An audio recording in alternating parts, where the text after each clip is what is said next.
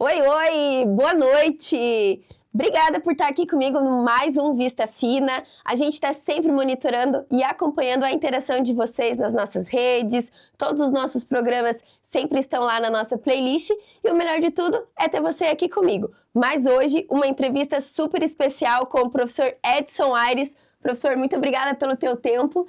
Eu sei o quanto a tua rotina é corrida, então é um prestígio tê-lo aqui conosco hoje. Tá, eu que agradeço a gentileza do convite aí, a gente está à disposição, até porque a gente sabe da repercussão que tem o programa, né, para a gente estar levando esse tipo de informação à nossa comunidade. Então, para mim é uma satisfação muito grande estar aqui com você. Obrigada, professor, obrigada. Gente, para você que está em casa, o professor Edson, e eu só consigo chamar ele de professor Edson, tem um papel super importante dentro da UGV, dentro da nossa amada UBplay aqui também. E hoje a gente vai descobrir um pouquinho mais como que é esse mundo da educação do ensino superior. Professor Edson, quero começar entendendo como é que você foi parar no mundo da educação. Então, a gente tem uma trajetória bastante grande, né, de muito tempo, até antes de vir para a União da Vitória, para o grupo que hoje a gente tem consolidado já, que é a UB Educacional. Eu trabalhava já com a docência no ensino médio e também em faculdade lá em Ivaiporã, no norte do estado. E também já estava exercendo alguns cargos de comando, como coordenação de curso e até a direção do próprio colégio e da própria faculdade, que na época chamava-se Univale, e chama-se ainda hoje Univale. E foi uma instituição que na época eu trabalhei lá, depois que eu vim embora para a União, e hoje essa instituição faz parte do grupo.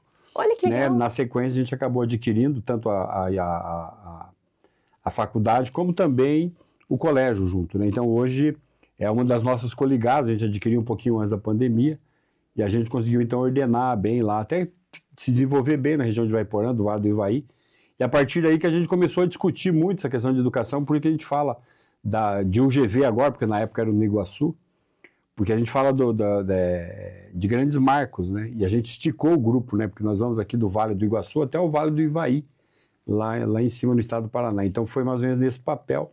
E a gente foi já, a gente fala, né, e eu costumo falar nas minhas falas com os nossos professores, que a docência está no sangue, né, da gente, né, é um dom, né, não que a gente seja diferente dos outros, mas quem está na docência sabe disso, né, não é só querer fazer alguma coisa, tem que gostar, tem que sentir, tem que perceber que a gente tem esse dom, esse talento para trabalhar com a transformação dessas pessoas, né, na questão do conhecimento.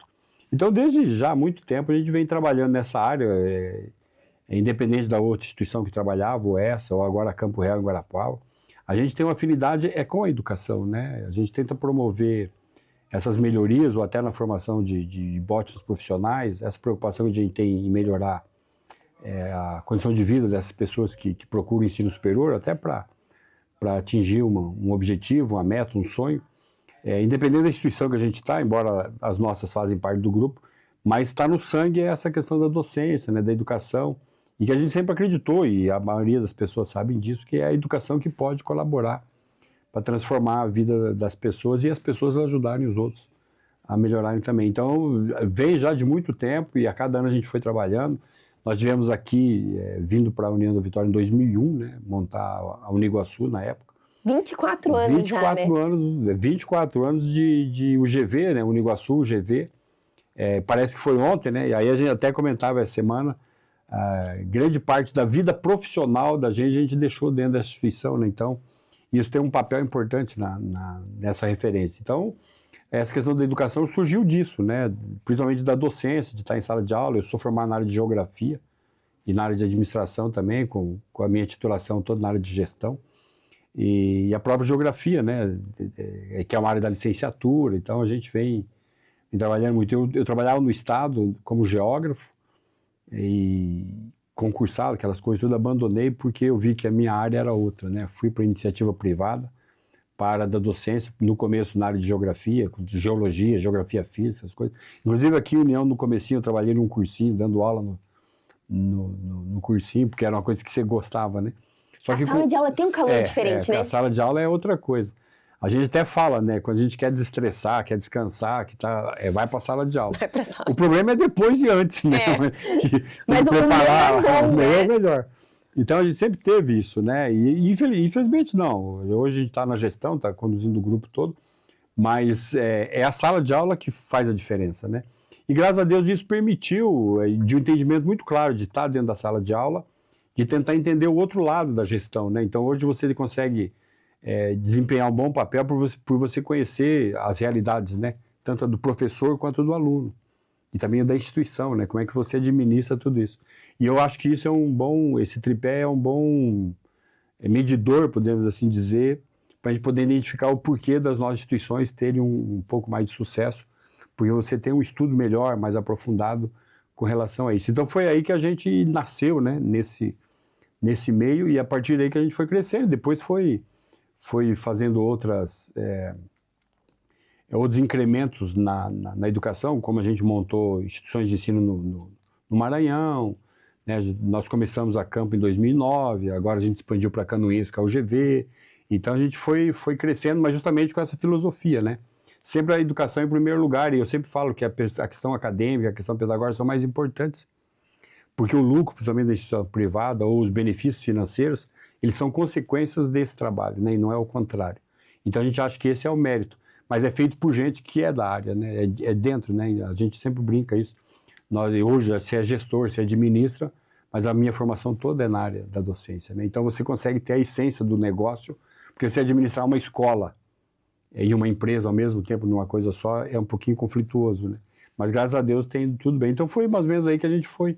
Essa é a nossa trajetória, né? De nascer em sala de aula, né? Principalmente na área da geografia, depois já para a aula de administração, e até hoje nós estamos aí. E da família do professor, tem alguém que já era da educação? Todos são. Todos são. A minha irmã é advogada, mas é professora. O outro irmão meu é biólogo, professor. E uma das outras irmãs minhas, ela é formada em letras, também professora do Estado, já se aposentou recentemente. Então, os 4 irmãos são. E minha mãe também era. Meu pai era militar, mas a minha mãe era professora daquelas séries iniciais, né, na época. Então, todo mundo tem o mesmo perfil aí. Olha que coisa boa, assim, né? A mãe fica super orgulhosa quando o filho decide seguir a partir do exemplo de casa, né? O meu filho é engenheiro mecânico e é professor também. Então, tá tudo no sangue dele, tá tudo ligado. E o professor se imagina fazendo outra coisa da vida? Não, essa área da gestão, né, de empresarial, que a gente administra uma empresa também, ou administra uma escola, é o que nos motiva, né, pela educação. Então, eu poderia até estar hoje, já poderia estar descansando um pouco, né, reduzindo o ritmo, mas eu acho que é isso que movimenta, que motiva, que inspira, né, isso que faz com que a roda gire mais rápido, e é em cima disso que a gente trabalha. Muito bom. Gente, esse foi o primeiro bloco do Vista Fina. A gente tem muito para descobrir e para conversar com o professor Edson, e eu te espero aqui, já já. Voltamos aqui no nosso segundo bloco, e agora eu quero que você aí de casa fique bem atento com a gente aqui, porque eu vou fazer uma pergunta, assim, uma pergunta, professor, que todo mundo que tem filho em casa, principalmente filho adolescente, quer tentar entender um pouquinho mais. Existe uma diferença do comportamento do aluno universitário lá de 2001, 2002, quando veio a UGV aqui para a União da Vitória, para o comportamento, para o perfil de aluno de 2025? Existe, e ela é enorme, né? Ela não tem... a gente não tem como mensurar tudo isso. Na verdade, a gente tem feito um trabalho já há muito tempo. Eu, particularmente, gosto muito de estudar o cenário e estudar as gerações que estão vindo para as instituições de ensino, principalmente o ensino superior, né? E a gente tem discutido muito isso com os nossos professores, com a comunidade, porque realmente há uma mudança, há uma mudança constante e muito rápida, né? A gente foi para 2001, mas a gente pode falar de 3, 4 anos antes da pandemia para agora, né? A mudança já é gigantesca. A gente tem observado, obviamente que a tecnologia, essa questão do celular, enfim, do computador, tudo, isso tem acelerado esses processos, né, de aprendizagem de aluno de uma forma diferente do que... Eu até brinco, assim, às vezes os pedagogos até... Porque aquelas teorias da pedagogia, da formação e tal, elas quase que estão deixando de existir, estão surgindo outras, né? Mas essas tradicionais nós já não temos mais nenhum tipo de vocação para isso. Então, essas gerações mudaram. Se você observar, né, a própria história diz, quando traz aquela diferença de gerações, né, de grupos, né? Que a diferença de uma geração para outra era de 14, 16, 20 anos, né? Lá dos Bloomers, dos milênios, né? Que foi... Agora as gerações Z e Y, elas estão muito próximas, né? E a gente tem notado, principalmente essa geração Z, que é desse século, por exemplo, a dificuldade de sociabilização, a dificuldade de interpretação, a dificuldade de raciocínio, porque tudo está na mão dele, né? Está na máquina ali, está na calculadora, está no chat, está não sei na onde. Então isso tem impossibilitado a criança de realmente aprender, né? Ele aprende outras coisas de outra forma. Mas a gente falar do tradicional tá totalmente diferente. Então essa é uma preocupação, porque a gente sente, principalmente na faculdade, a diferença de quando ele chega, principalmente a questão de sociabilizar, hoje ele já não tem mais a desenvoltura que os alunos antigamente tinham. Essa inibição hoje eles são muito mais retraídos. A prova é que tem algumas pesquisas recentes dessa geração atual que vai para o mercado de trabalho. Nos Estados Unidos tem uma pesquisa que 35% dos jovens da geração Z que foi para a entrevista de trabalho, os pais foram junto. Não, eu preciso aqui fazer um adendo. Eu acho isso um absurdo. Pois é. Os pais foram junto porque eles não têm condição de participar disso aí. O vínculo de emprego, o vínculo de manutenção de emprego para eles é muito efêmero, porque eles não são sujeitos à ordem, a qualquer problema dentro do trabalho, à frustração. Tem um programa que também é um artigo científico recente, que as grandes empresas estão procurando contratar profissionais acima de 50 anos já, com essa preocupação. Então, veja um problema como ele é muito mais grave do que a gente imagina. Nós trabalhamos num sistema de ensino, que nem o GV mesmo, tentando atender a perspectiva que esse jovem vem para a aprendizagem. Nós mudamos totalmente a nossa forma de trabalhar para tentar atender, para tentar entender, compreender como é que a gente pode fazer com que eles tenham um conhecimento melhor. Só que nós somos geridos pelo Sistema Federal de Ensino, do MEC, que ainda é tradicional e arcaico. E não acompanha esse movimento, né? Então, você trabalha para formar melhor esse aluno, mas daí você acaba tendo índices ruins de avaliação do Ministério, porque você não atende a expectativa do que o Ministério espera, que é uma coisa antiga, que não é o que o jovem quer. E esse jovem sai para um mercado de trabalho que não está preparado para receber essa geração. O mercado de trabalho hoje, os gestores, o pessoal que é da geração mais antiga. Nós, como estamos na educação, trabalhando com jovens no dia a dia, eu tenho esse contato diário com jovens, a gente ainda se adapta a esse tipo de gestão, né? Então a gente ainda consegue manter uma relação com jovens dessa geração Z trabalhando com o ambiente de trabalho da gente, porque a gente compreende essa necessidade. Mas as outras empresas, elas querem a eficiência do negócio, e nem sempre esse jovem traz essa eficiência. Então esse é um problema. O outro problema é que hoje, principalmente com relação à influência das redes sociais, não há nenhum tipo não é nenhum tipo, a maioria não tem interesse em ter uma determinada profissão, porque tem muita coisa que foi mistificada, né? Então, você veja bem, às vezes você vê na TV o cara ensinando você a fazer exercício físico para ficar com a perna grossa. O cara tem não sei quantos mil seguidores e ganha não sei quantos mil só de fazer o troço. E não tem nada a ver com educador físico. Não é um educador físico. Aí esse jovem totalmente alienado e sem formação cultural, porque antigamente os pais tinham essa preocupação. Sim. Porque a maioria dos pais, o pai trabalhava numa empresa a vida inteira, hoje já não é mais assim, e a mãe tinha uma grande parte do tempo em casa, ajudando a educar o filho, porque a educação vem de casa, né? Hoje os pais precisam sobreviver, os dois trabalhando e trabalhando muito, às vezes até em 3 turnos, e que muitas vezes a criança não tem a educação dos pais, né? Ele não tem a educação dos pais.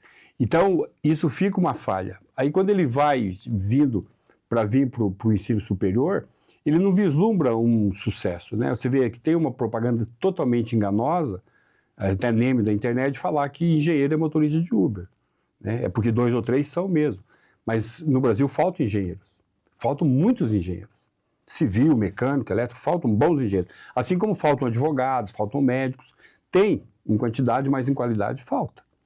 E aí ele não vislumbra esse negócio, né? Aí ele vê alguém fazendo receita de comida lá, alguma mulher bonita, algum ator famoso, com não sei quantos mil seguidores ganhando dinheiro, ele acredita que se ele inventar alguma coisa de influencer ali, ele vai ganhar dinheiro sem precisar fazer um curso de nutrição. E aí as profissões vão sendo desvalorizadas pela maioria. Então não desperta. O que antigamente era um sonho, não, eu vou ser tal coisa, hoje já não é tanto. Mas é por desinformação, porque ele não tem essa educação em casa. Veja aí essa denúncia do Felca recentemente aí, dessa questão das crianças. É porque os pais, uns não acompanham e outros incentivam, porque é tirar proveito, é se beneficiar desse tipo de coisa. Agora, se os pais estão fazendo isso, que tipo de aluno ou que tipo de jovem você vai ter na sociedade? Então veja a magnitude do problema. Tem uma outra pesquisa recente que esse ano de 2025, 35% do jovem de idade universitária não está na universidade porque ele acredita no tigrinho ou nos outros tipos de loteria. Eles estão jogando para ganhar dinheiro. Porque 2, 3 fazem aquela propaganda que também é enganosa, que estão podres de rico, de loteria, não sei o quê, e também fazem isso. Então vocês vejam em que pé nós chegamos. E aí, para culminar com todo esse problema, vem a intensidade dos desafios mentais, que é outra coisa que extrapolou. E onde é que está o problema do mental? O problema da expectativa gerada, principalmente pela tecnologia, que a realidade é diferente. E nesse conflito de tecnologia com a realidade é onde dá a depressão, o suicídio, a ansiedade. Por quê? Porque, não foi isso que eu sonhei. Porque se você olha as redes sociais, você não vê lá. Às vezes tem lá, publica um luto, mas está todo mundo feliz, está todo mundo rico, ninguém está trabalhando, está tudo como se isso fosse fato. Então, essa geração é muito influenciável nesse sentido, né? Então, isso aí tem acarretado um monte de outros problemas, né? A falta de interesse em estudar. Se a gente observar o Enem, que é um termômetro de quem tem interesse em fazer ensino superior, nos últimos anos ele foi caindo gradativamente, esse ano que reagiu um pouco o número de alunos interessados em fazer o ensino superior, porque eles passaram a desacreditar praticamente na educação. E muitos pais, às vezes, nessa tentativa de dar uma condição melhor para o filho, condição melhor que ele teve, aí a mulher também, a mesma coisa, não estou questionando aqui os direitos de cada um de ter fazer o que quiser, não é isso. Mas assim, isso tudo, porque, veja bem, eu já administrei colégio de ensino médio, ensino fundamental. Muitas vezes a gente chamava o pai no colégio para discutir algum problema que o filho tinha causado. Eu cansei de ouvir o cara falar assim, mas eu pus meu filho aqui no colégio para não me incomodar. A função do colégio não é educar, é sociabilizar, é culturalizar, é a aprendizagem. A educação vem de casa. Educação. Né? Então, você veja bem, o que a gente tem feito recentemente? Nós fizemos alguns cursos nossos com metodologias ativas, onde o aluno é o ponto principal. No começo há um receio muito grande, porque eles não se sentem capazes de centralizar o conhecimento. Hoje, com o tempo, vai mudando. Então, são essas mudanças de metodologia, mudança daqui, que a gente vai tentando entender melhor como é que esses alunos reagem a que tipo de aprendizagem, né? Então, são algumas experiências que a gente ainda vai fazer. Só que, como eu falei no começo, como a geração muda muito rápido, antigamente você definia uma metodologia durante 10, 12 anos, né? Hoje é de ano para ano, você tem que estar adaptando, porque hoje um jovem de 17 para um 19 já tem uma diferença gritante. Aluno de 17 anos na faculdade de 24 já é quase um etarismo de 24, já está velho para estar com a gente. Então, isso o pessoal acha que não, mas são problemas seríssimos que a gente tem enfrentado. Então, se você pegar uma sala, depois pegar um professor para trabalhar numa sala de aula com relação a veja o talento que a pessoa tem que ter. Por isso que é um desafio, né? E ao mesmo tempo apaixonante, porque você fica numa busca constante tentando achar uma fórmula de atender melhor essas pessoas. Por isso que eu falo que a gente tem estudado bastante as gerações, né? Tentado entender como é que esse jovem pensa, como é que eles querem e tal. Porque a gente trabalha com áreas diferentes, a gente consegue mais ou menos ter um perfil do que vai para a área de exatas, por que vai para a área de saúde. Você ainda consegue, mas é no máximo fazer isso, porque o resto você tem que ter um trabalho muito mais profundo com essa pessoa para poder entender ela. Muito bom, professor. Acho que o pessoal que está em casa conseguiu entender um pouquinho o quanto é difícil entender o comportamento dos nossos jovens, né? E o mais importante é a gente sempre manter eles com muito princípios, né? Eu acho que o princípio vai manter a nossa juventude num caminho bom. Esse foi o nosso segundo bloco, eu te espero aqui, até já! Voltamos aqui já para o nosso último bloco. O professor deu uma aula para a gente no segundo bloco, para a gente entender essas gerações todas, entender também como que a gente deve conversar com esse jovem, em certa medida acolher as necessidades dessa geração que a gente tanto fala que tá casca fina, mas a gente tem que acreditar que vai tudo se organizar, né, professor? Não dá para perder as esperanças. Não, né? até porque é esse fato de não perder as esperanças que a gente continua insistindo, né, nesse trabalho, né? E a gente faz, que nem o que eu falo, é um trabalho de experiência diária, né, de estar em contato, é uma experiência prática, né? Eu não sou profissional da área, da psicologia, essas coisas que são as pessoas que têm ou da própria pedagogia, que têm uma capacidade melhor de falar sobre isso. Mas é o que a gente percebe no dia a dia, né? E aí, conciliando essa esperança com essas questões científicas, essas novas descobertas, a gente vai tentando encontrar um meio termo que a gente possa tirar proveito, no bom sentido, para contribuir para a formação desses jovens. Aí. Muito bom. Professor, tem novidades vindo na UGV, 24 anos de história, agora já pegou o UGV, dificilmente a gente vê alguém se confundindo com o Uniguaçu. Conta pra gente. Quem se confunde são só nós mesmos, né?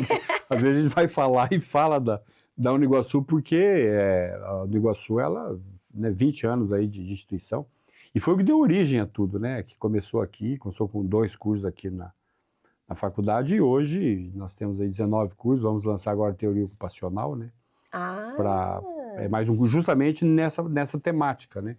A dificuldade de profissionais nessa área, principalmente para essa questão mental, essa questão de terapia. Olha que legal. Então a gente está casando essa preocupação que a gente tem com isso aí para tentar ter novos profissionais e até um pedido muito grande da comunidade, né? Como a gente tem visto que isso cresceu muito, principalmente pós-pandemia, essa área da psicologia, da terapia ocupacional, da fisioterapia, da própria enfermagem, essa área da saúde como um todo, não só na parte terapêutica, mas também na parte da atuação, isso desenvolveu demais, né? Até pelo momento que nós vivemos aí, que a pandemia acelerou. Então a gente está lançando esse curso novo agora, é um curso muito interessante, né? Que ele tem uma proximidade um pouquinho com a Físio, porque ele está até no mesmo conselho, mas também tem muita questão sobre a terapia que é ligado à própria psicologia, né? E a gente sente que esse é um momento realmente, porque se você observar, o curso de psicologia hoje no Paraná é o segundo curso mais procurado nos vestibulares. É verdade. E no Brasil também, ele expandiu porque a procura por profissionais na área de psicologia é imensa.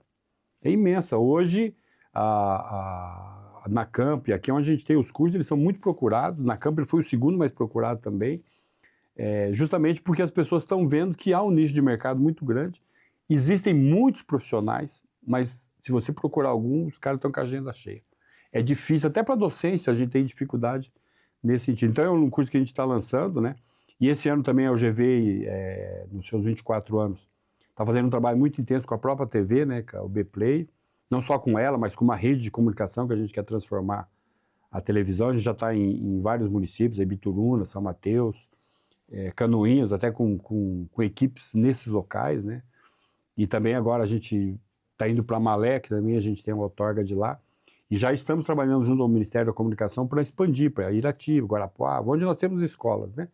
Esse é um trabalho que nós estamos fazendo, um pouco mais demorado, burocrático, até porque depende de demanda do governo federal. Então, às vezes, tem alguns entraves aí. E também na parte de rádios, né? A gente está já com algumas rádios aí encaminhadas nesses locais onde a gente acabou de falar, que é uma forma que o que nós queremos fazer com a TV? Nós queremos levar para as comunidades, através da informação e da comunicação, o que a gente faz dentro da instituição, né? Na instituição a gente trabalha na formação dos alunos, na parte educacional, na parte de extensão, e a gente quer levar para as comunidades o trabalho que esses jovens têm feito para melhorar as coisas, né? Que é o trabalho de extensão. Então a gente quer que a comunidade tenha uma noção desse tipo de coisa. E como a instituição de ensino, ela produz conhecimento, ela tem bastante referência, bastante questão científica, a gente também quer dividir isso. Tanto é que são todas rádios ou TV educativa, né? A gente quer trabalhar. Então, na verdade, a TV é um complemento da UGV para a gente poder, nessa ânsia de tentar transmitir um pouco mais de conhecimento e também ajudar a colaborar na formação desses jovens de uma forma mais produtiva, é que nós estamos nesse papel, né? Então, a UGV vem num trabalho muito sério, muito grande. A gente expandiu a UGV para Canoinhas, né? Nós temos outra instituição lá também, que também está crescendo bastante, já está chegando perto de 1.000 alunos, né? Um ponto que chegou bem antes do que a gente esperava, porque a comunidade lá também entendeu o anseio de uma boa instituição de ensino, né? A gente sempre teve a UNC lá, mas aí a gente foi com a UGV justamente para que as pessoas tenham uma oportunidade maior, mais opções, e ela pegou bem, o pessoal tem gostado bastante, ótimos cursos, também um investimento alto que a gente vai fazer lá, Vamos construir um prédio agora para o início do ano, né, de mais de 3.000 metros quadrados. Vamos trabalhar na questão de construir o hospital veterinário lá também. Então, e agora já vamos começar as clínicas, né? Então, são produções que a gente está fazendo, está expandindo, está crescendo. E essas são as referências que a gente tem aí para o ano de 2025, quando nós completamos aí os 24 anos de existência. Muito bom, professora. São vários projetos ao mesmo tempo, né? São bastante coisa. Tem que ter muito foco, né? Tem. E uma coisa acaba levando a outra, né? Porque a gente acha que tem coisa que meio fragmentada acaba não dando o resultado que a gente procura, né? Que nem até a questão da TV e da rádio, né? Para transformação, para a emissão de comunicar as coisas que é feito dentro da instituição. Porque tem muita coisa que fica ali dentro, né? Agora, com essa rede de comunicação, a gente consegue levar. E por que a gente quer montar nas outras instituições? Porque a gente também quer que as outras instituições possam comunicar para a comunidade o que é feito dentro da instituição, mas sempre com a produção de conteúdos aqui em União da Vitória mesmo. Muito bom, muito bom. Gente, esse foi o Vista Fina de hoje. Um papo super inteligente, com vários insights para você que está em casa, saber o que está acontecendo no mundo dos jovens, saber um pouquinho assim, ó, de como é gerir uma instituição de ensino, conhecer um pouquinho mais da nossa UGV, da nossa UBplay e também do professor Edson. Obrigado pela nossa audiência, sigam conosco nas nossas redes sociais, um abraço e fique bem. Tchau, tchau!